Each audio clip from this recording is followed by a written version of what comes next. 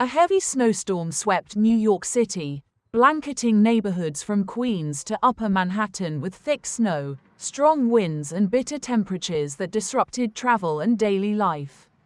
In Maspeth, residents helped push a car stuck in snow while others shoveled sidewalks and driveways.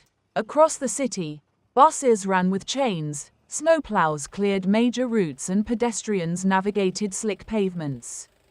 Above-ground transit slowed and some commuter rail lines operated on reduced schedules as airports faced delays and cancellations while crews de-iced planes and cleared runways.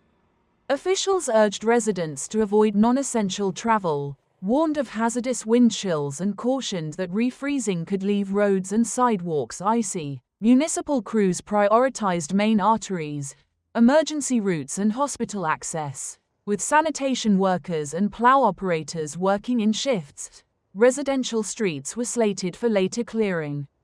Authorities reminded drivers of alternate side parking rules to facilitate snow removal.